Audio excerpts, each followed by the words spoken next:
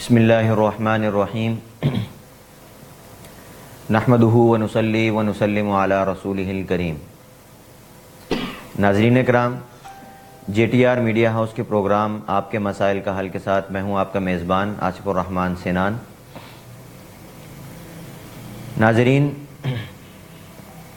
ہم پر یہ اللہ تعالیٰ کی ایک بہت بڑی مہربانی اور اللہ تعالیٰ کی بن مانگے ملی ہوئی ایک بہت بڑی نعمت ہے کہ اللہ تعالیٰ نے ہمیں رسول اللہ صلی اللہ علیہ وسلم کی امت میں پیدا فرمایا اور ہمیں ایک ایسا جامع اور ایسا کامل دین دیا جس میں قیامت تک انسانوں کو پیش آنے والے تمام مسائل کا حل موجود ہے۔ اب اس نعمت کے بدلے میں ہم پر یہ لازم ہے کہ ہم اس کا شکر ادا کریں، جیسا کہ ہم سب جانتے ہیں کہ نعمت کا ایک سب سے بڑا جو حق ہوتا ہے وہ یہی ہے کہ نعمت کا شکر ادا کیا جائے۔ اب سوچنے کی بات یہ ہے کہ اس نعمت کا، یعنی رسول اللہ صلی اللہ علیہ وسلم کی امت میں پیدا ہونے اور اس قسم کا جامع اور کامل اور مکمل دین ملنے کی جو ایک نعمت ہے، اس نعمت کا شکر کیسے ادا کیا جائے؟ تو اس کا صحیح طریقہ اور اس کا بہترین طریقہ جو ہم سے مطلوب ہے وہ یہ ہے کہ ہم اس دین کے تقاضوں پر مکمل طور پر عمل کریں، اور یہی اللہ تعالیٰ کی عبدیت کا تقاضا بھی ہے۔ ہم اس کے بندے ہیں اور بندے کا یہ فرض بنتا ہے، اس کی یہ ذمہ داری بنتی ہے کہ وہ اپنے مالک کی منشا کو سمجھے اور اس منشا کے مطابق تمام اپنے کام سر انجام دے۔ اب دین کے تقاضوں پر عمل کیسے ہوگا؟ اس کے لیے ہمیں یہ معلوم ہونا چاہیے کہ دین ہم سے کیا چاہتا ہے، دین ہم سے کیا نہیں چاہتا، ہمیں کیا کام کرنا چاہیے اور کون سا کام نہیں کرنا چاہیے۔ اس کے لیے علم کا حصول بہت ضروری ہے۔ یہی وجہ ہے کہ دین اسلام میں حصول علم پر بہت زیادہ زور دیا گیا ہے، اور ہماری تاریخ بتاتی ہے کہ ہمارے علماء نے اور ہمارے رہنماؤں نے حصول علم میں جتنی کوششیں کی ہیں، اتنی کوشش شاید کسی اور دین میں اور کسی اور قوم میں نہیں پائی جاتی۔ یہ پروگرام جو اس وقت آپ دیکھ رہے ہیں، یہ بھی در حقیقت اسی سلسلے کی ایک کڑی ہے کہ لوگوں کو علم پہنچانے کے جتنے بھی ذرائع ہو سکتے ہیں اور لوگوں کے لیے سیکھنے کے جتنے بھی طریقے ہو سکتے ہیں، ہم یہ چاہتے ہیں کہ ان تمام ممکنہ جائز طریقوں کو استعمال کیا جائے اور لوگوں کے لیے حصول علم کو آسان سے آسان کیا جائے۔ تو آپ حضرات سے ہمیں امید ہے کہ آپ اس پروگرام میں بھرپور طور پر شرکت کریں گے، اور آپ حضرات کی شرکت کی صورت یہ ہے کہ آپ اس پروگرام کو اپنے دوستوں کے ساتھ زیادہ سے زیادہ شیئر کریں اور ان کو بھی دعوت دیں کہ وہ اس پروگرام کو دیکھیں تاکہ انہیں بھی دینی مسائل کا علم حاصل ہو، اور سب سے بڑھ کر یہ کہ آپ کو اپنی روزمرہ زندگی میں جو مسائل پیش آتے ہیں، آپ ان مسائل کو ہمارے اس پروگرام کے کمنٹس میں درج کریں، انشاءاللہ باری آنے پر ان کا جواب دیا جائے گا۔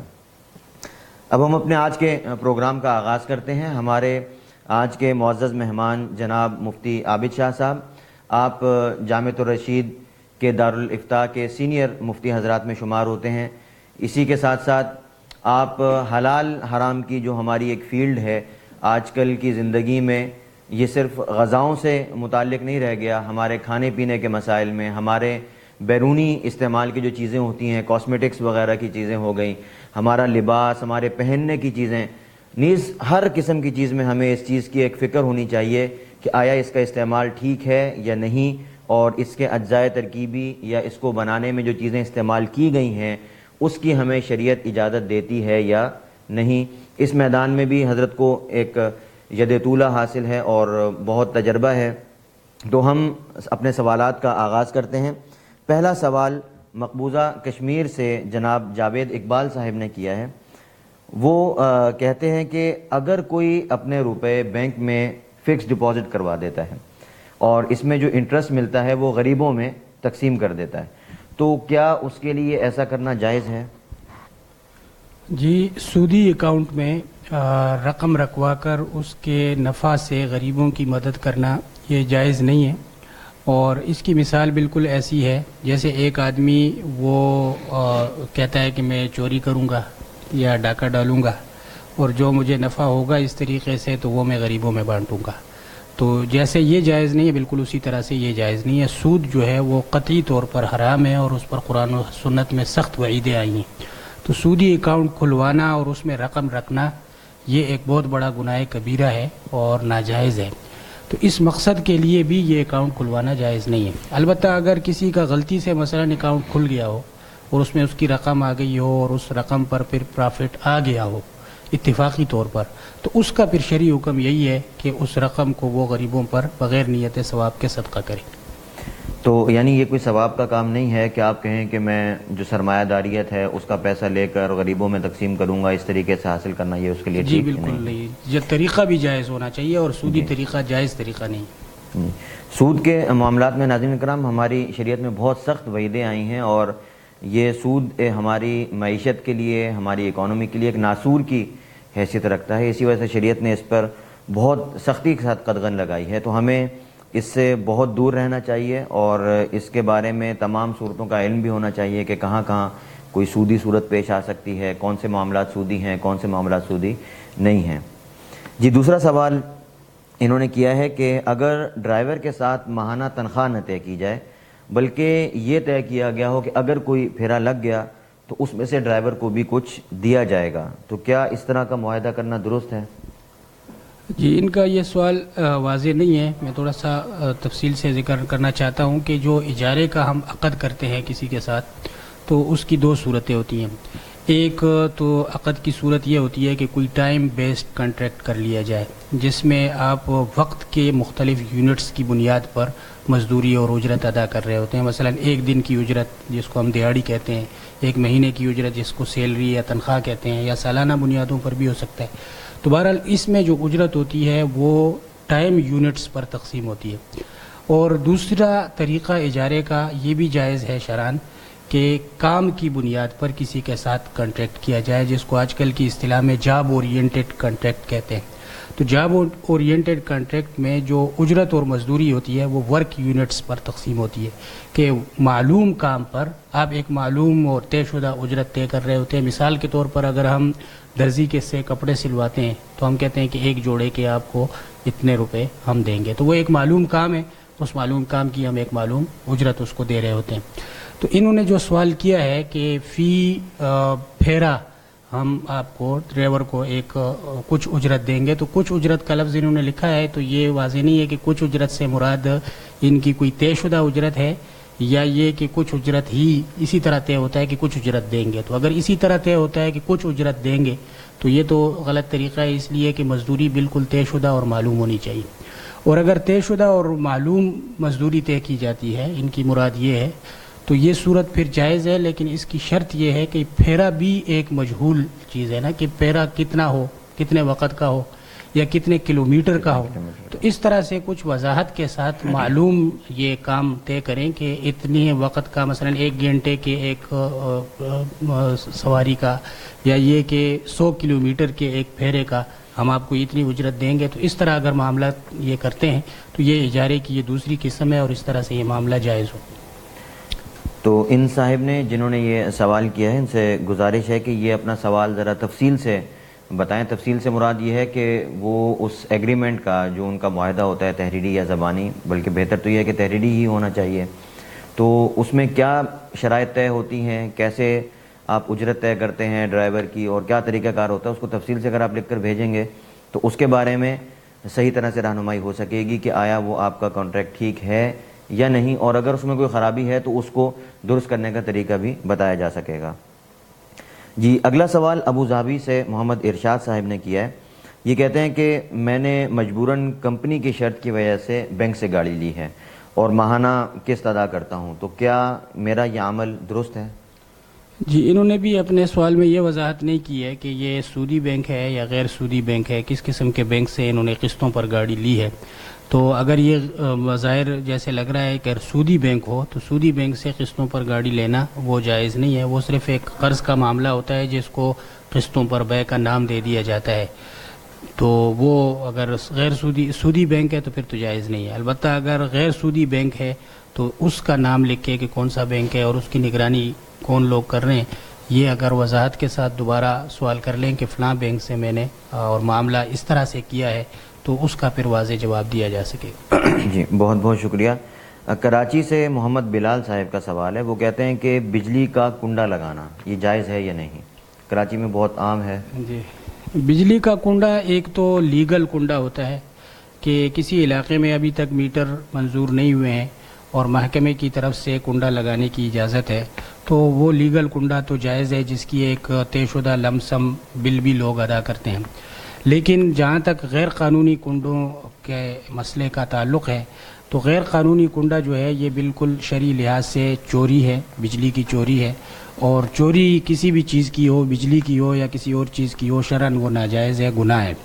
اور عام طور پہ اس کے لیے یہ دلیل دی جاتی ہے کہ جی ہم پر بل بہت بھاری بھرگم بل آتا ہے اور حکومت بجلی دیتی نہیں ہے. تو یہ ایک دلیل پیش کی جاتی ہے، لیکن شرعی لحاظ سے اس دلیل کی کوئی حیثیت نہیں ہے. ظاہر ہے کہ حکومت اگر ظلم کرتی ہے تو یہ بجلی جو ہم چوری کرتے ہیں کنڈے کے ذریعے سے، یہ حکومت کی نہیں ہے، یہ عوام کی ہے. تو یہ عوام اس کا ہر ملک کے ہر باسی کا اس میں حق ہوتا ہے. جب ہم اس میں چوری کرتے ہیں تو گویا ہم پوری قوم کی جو ایک چیز ہے اس میں ہم چوری کر رہے ہوتے ہیں.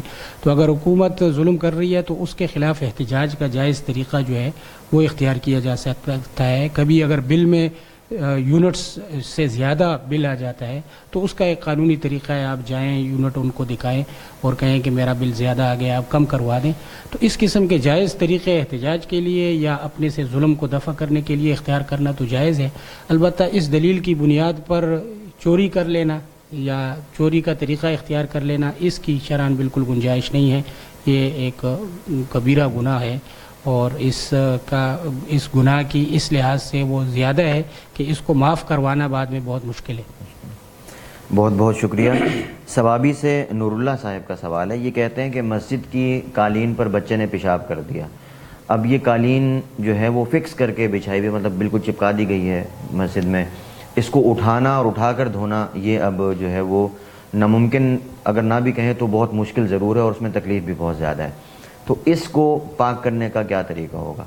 دوسرا سوال انہوں نے ساتھ ہی اس کے کیا ہے کہ اگر اسی جگہ پر جہاں وہ ناپاکی ہوئی تھی کچھ اور اوپر بچھا دیا جائے پھر نماز پڑھ لی جائے تو کیا ایسا کرنا ٹھیک ہے؟ جہاں تک ان کے سوال کے پہلے حصے کا تعلق ہے کہ قالین پر بچے کے پیشاب کی وجہ سے اگر وہ ناپاک ہو گیا ہو تو اس کو پاک کرنے کا کیا حکم ہے اور طریقہ اس کا کیا ہے، تو اس کے بارے میں تو یہ بات معلوم ہے کہ قالین کا جو حصہ جس حصے پہ پیشاب بچے نے کیا ہے وہ حصہ ناپاک ہے اور اس حصے کو جب تک اس کے شرعی طریقے سے صاف نہیں کیا جائے گا، دھویا نہیں جائے گا تو اس وقت تک وہ پاک نہیں ہوگا.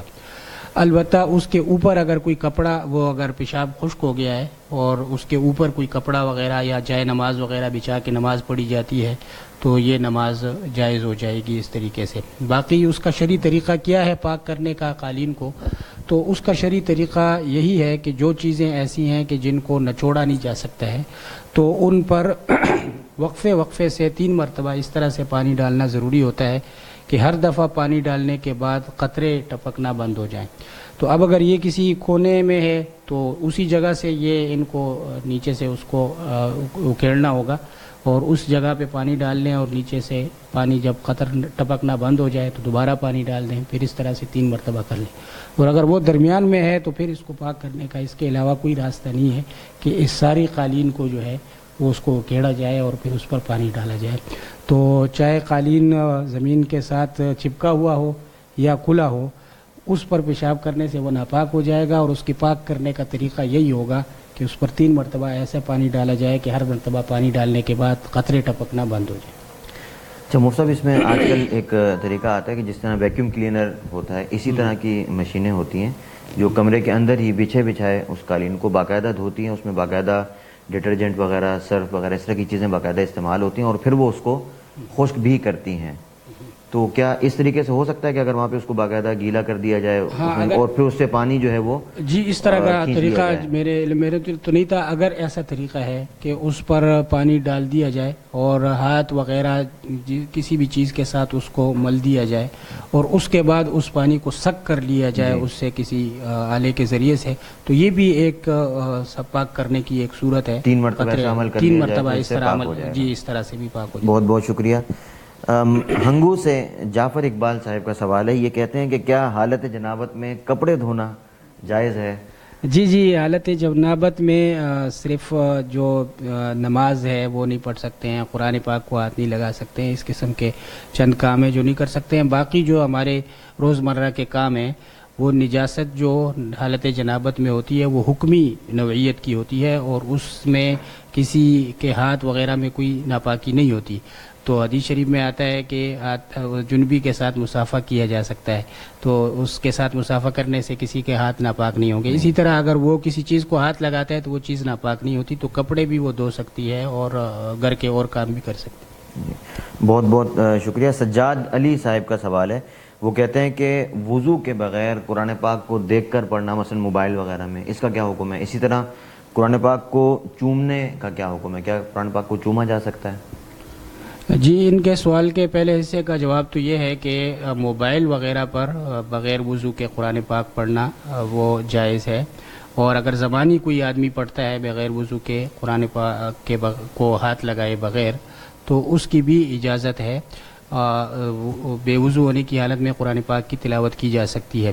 اور جو موبائل کے اندر قرآن پاک ہوتا ہے چونکہ وہ بھی اس میں بھی اسکرین کی رکاوٹ ہوتی ہے، وہ اس طرح ہے جیسے کہ قرآن پاک کو کسی حائل کے ساتھ ہاتھ لگانا ہے. تو موبائل کے لیے وضو ہونا شرط نہیں ہے، ضروری نہیں ہے، تو اس میں بھی بغیر وضو کے تلاوت کی جا سکتی ہے. لیکن یہ حکم ہے جائز ناجائز ہونے کے لحاظ سے. اس میں کوئی شک نہیں ہے کہ ایک آدمی اگر قرآن پاک کے مصحف میں تلاوت کرتا ہے، قرآن پاک کے نسخے میں تلاوت کرتا ہے، تو اس تلاوت کرنے کا ثواب موبائل وغیرہ پر تلاوت کرنے سے کہیں زیادہ ہوگا. اس لیے کہ مصحف کو ہاتھ میں لینا بھی ثواب ہے، مصحف کو دیکھنا بھی ثواب ہے. تو وہ ثواب جو مصحف کو دیکھنے میں ہے، اس کو ہاتھ میں لینے میں ہے، وہ ثواب ظاہر ہے کہ موبائل کی صورت میں نہیں ملے گا. تو تلاوت قرآن پاک کا بہتر طریقہ یہی ہے کہ وہ مصحف میں کیا جائے. اس میں جو انوار و برکات اور جو ثواب ملے گا وہ موبائل سے تلاوت کرنے میں نہیں ملے گا. لیکن جہاں تک شرعی مسئلے کا تعلق ہے تو شرعی مسئلہ یہی ہے کہ موبائل سے اگر کوئی آدمی تلاوت کر رہا ہے تو اس کے لیے وضو ہونا کوئی ضروری نہیں ہے، وضو کے بغیر بھی تلاوت کر سکتا ہے. پھر یہ بھی قابل وضاحت بات ہے کہ وضو کی حالت میں قرآن پاک کی تلاوت کے جو انوار و برکات حاصل ہوں گے تو وہ بغیر وضو کی تلاوت میں حاصل نہیں ہوں گے. تو اس لیے بھی بہتر طریقہ یہ بھی ہے کہ باوضو ہونے کی حالت میں تلاوت کی جائے.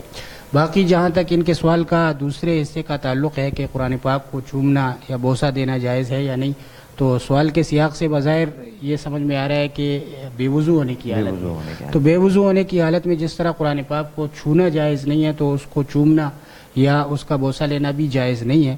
البتہ یہ ہے کہ اگر یہ ان کا سوال کا مطلب یہ ہو کہ ویسے اگر آدمی عام حالات میں جب باوضو ہو تو قرآن پاک کو وہ چوم سکتا ہے، تو اس کا جواب یہ ہے کہ ہاں بالکل قرآن پاک کو چوما جا سکتا ہے. حضرت عمر رضی اللہ تعالیٰ عنہ کے عمل سے اس کا ثبوت بھی ہے کہ آپ یہ فرمایا کرتے تھے کہ یہ میرے رب کی کتاب ہے، میرے رب کا عہد ہے، اور اس کو آنکھوں سے بھی لگاتے تھے، چومتے بھی تھے.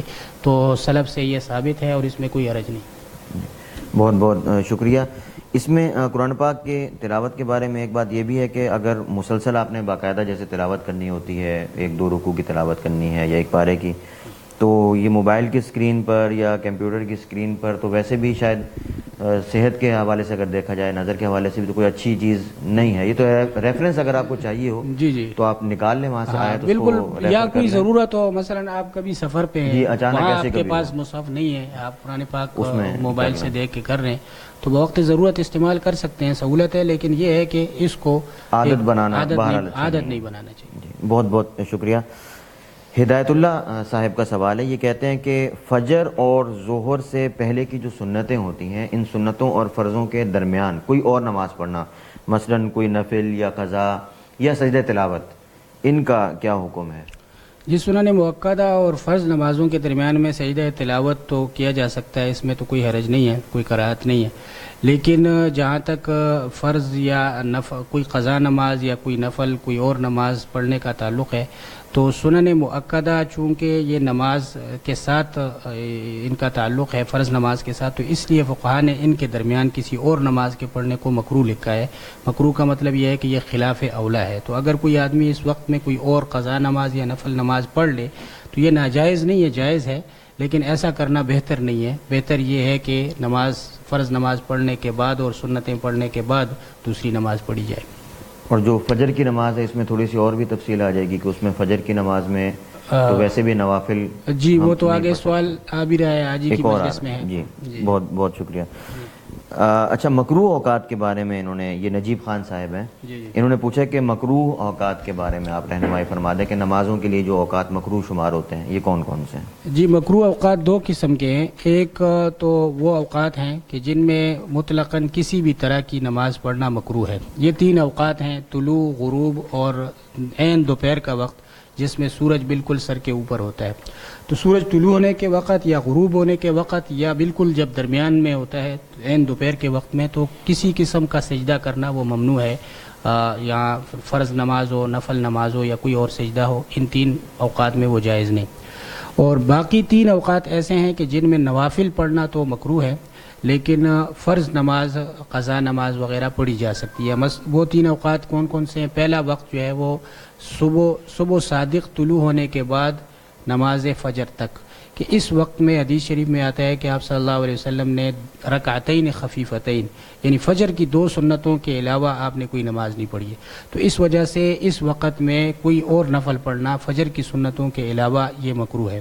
اور دوسرا مکروہ وقت اس قسم کا وہ فجر کی نماز کے بعد شروع ہوتا ہے سورج طلوع ہونے تک۔ یہ بھی حدیث شریف میں آتا ہے کہ آپ صلی اللہ علیہ وسلم نے ارشاد فرمایا کہ جب فجر کی نماز ہو جائے تو تم اس وقت تک کوئی نماز نہ پڑھو، فجر کی سنتیں اگر کسی کی رہ جائیں تو وہ سورج طلوع ہونے کے بعد اس کو پڑھے۔ تو اس کا مطلب یہ ہے کہ فجر کی نماز پڑھ لینے یا اس کی جماعت ہو جانے کے بعد نفل نماز، سنتیں وغیرہ وہ نہیں پڑھی جا سکتی ہیں جب تک کہ سورج طلوع نہ ہو۔ اور تیسرا جو وقت ہے مکروہ جس میں نوافل پڑھنا مکروہ ہے وہ عصر کی نماز کے بعد ہے مغرب تک، کہ اس وقت میں بھی کوئی نفل پڑھنا وہ مکروہ ہے۔ تو یہ تین اوقات ہیں جن میں نفل پڑھنا مکروہ ہے، قضا یا فرض نماز پڑھی جا سکتی ہے۔ بہت بہت شکریہ۔ سوات سے ام نور صاحبہ کا سوال ہے، یہ کہتی ہیں کہ کیا گاڑی میں فرض نماز ادا کی جا سکتی ہے؟ گاڑی میں فرض نماز پڑھنے کی دو صورتیں ہو سکتی ہیں۔ ایک صورت تو یہ ہے کہ قیام اور رکوع و سجود کے ساتھ نماز پڑھی جائے، اس کی کوئی صورت ہو، جیسے ٹرین وغیرہ میں اس کی یہ ممکن ہوتا ہے کہ کھڑے ہو کر آپ نماز پڑھیں اور رکوع بھی کریں، سجدہ بھی کریں، تو اس طرح تو فرض نماز پڑھنے میں کوئی حرج نہیں ہے، کوئی مضائقہ نہیں ہے، بالکل جائز ہے۔ البتہ اگر رکوع سجود کو چھوڑتا ہے کوئی، یا کھڑے ہونے کے فرض کو چھوڑتا ہے، یا استقبال قبلہ وغیرہ جو نماز کے لیے شرائط ہیں ان میں کمی کرتا ہے، تو اس طرح سے فرض نماز وہ گاڑی میں بیٹھ کے نہیں ہوگی۔ یہ نفل نماز ہے جو سواری پر بیٹھ کے جس جانب بھی سواری کا رخ ہو وہ پڑھ سکتے ہیں، لیکن فرض نماز کے لیے قیام، رکوع اور سجدہ وغیرہ سب شرائط کو پورا کرنا ضروری ہے، تو اگر گاڑی میں یہ شرائط پوری ہے تو پھر پڑھ سکتے ہیں، ورنہ نہیں پڑھ سکتے۔ بہت بہت شکریہ۔ سجاد صاحب کا سوال ہے، وہ کہتے ہیں کہ کیا گاڑی پر زکوٰۃ ہوتی ہے؟ گاڑی اگر دو صورتیں ہیں اس کی بھی، کہ اگر ایک آدمی نے گاڑی اس نیت سے خریدی ہے کہ اس کو بیچ کر میں نفع کماؤں گا، تو یعنی خریدتے وقت اس کی یہ نیت ہے کہ میں اس کو بیچوں گا، تو اس گاڑی وہ تو مال تجارت شمار ہوگی، اور وہ اگر اس کی جو قیمت ہے وہ بقدر نصاب ہے، یعنی 52.5 تولہ چاندی کی قیمت سے زیادہ ہے، بظاہر زیادہ ہی ہوگی، تو ایسی صورت میں اس پر زکوٰۃ ہوگی۔ اس کے علاوہ کسی بھی صورت میں گاڑی پر زکوٰۃ نہیں ہے۔ مثلا ایک آدمی نے گاڑی اپنے استعمال کے لیے خریدی ہے تو اس پر زکوٰۃ نہیں ہے، یا اس لیے خریدی ہے کہ میں اس کو کرائے پر چلاؤں گا اور لوگوں سے جو کرایہ آئے گا اس طرح سے نفع کماؤں گا، تو اس پر بھی زکوٰۃ نہیں ہے، وہ مال تجارت نہیں ہے۔ مال تجارت شرعاً اس مال کو کہتے ہیں جس کو بیچنے کی نیت سے خریدا کیا ہو، تو اگر کرائے پر چلانے کے لیے کی نیت سے خریدی گئی ہو گاڑی تو اس پر بھی زکوٰۃ نہیں ہے۔ بس اس سے جو آمدن حاصل ہوگی ہاں اس پر اس سے آمدن جو کے طریقے سے جی جو جی جو آمدن حاصل ہو وہ تو ظاہر ہے کہ نقدی کی شکل میں ہوگی، اور نقدی کسی بھی صورت میں ہو اس پر زکوٰۃ ہوتی ہے۔ بہت بہت شکریہ۔ طائف سے محمد نصیر صاحب کا سوال ہے، یہ کہتے ہیں کہ عمرہ کے دوران سعی کے آخر میں میرے پاؤں پر پیچھے سے کسی آدمی کی ویل چیئر وہ ٹکرائی اور اس سے خون بہہ گیا، تو کیا اس خون کے بہنے سے مجھ پر دم لازم ہوگا، اور اگر ہوگا تو اس کی تفصیل بتا دیں کہ وہ کیا ہوگا؟ جی نہیں، احرام کی حالت میں جسم سے خون نکل جانے کی وجہ سے دم واجب نہیں ہوتا، زیادہ سے زیادہ یہ ہوتا ہے کہ وضو ٹوٹ جاتا ہے۔ تو وہ اگر طواف کی حالت میں ہو تو چونکہ طواف کے لیے وضو شرط ہے، تو ایسی صورت میں پھر دوبارہ وضو کر کے طواف کرنا ضروری ہوگا، پورا کرنا ضروری ہوگا۔ اور اگر سعی کی حالت میں جیسے انہوں نے لکھا ہے تو سعی کے لیے شرعاً وضو ضروری نہیں ہے، تو اگر اس میں خون نکل گیا، ان کے جسم سے وضو ٹوٹ بھی گیا تو اس سے کوئی حرج نہیں ہوا، ان کا عمرہ ہو گیا ہے اور ان پر کوئی صدقہ یا کوئی دم وغیرہ واجب نہیں۔ بہت بہت شکریہ مفتی عابد شاہ صاحب۔ ہمارے جو آج کے سوالات ہیں ان کا یہیں پر اختتام ہوتا ہے۔